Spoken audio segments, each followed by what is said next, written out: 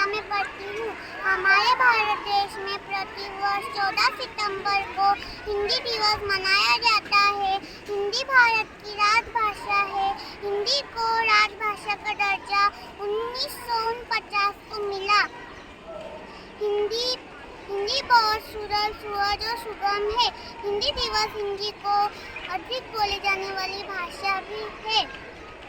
हिंदी दिवस पर school, college और सरकारी विभागों में हिंदी संबंधित सांस्कृतिक कार्यक्रमों का आयोजन किया जाता है।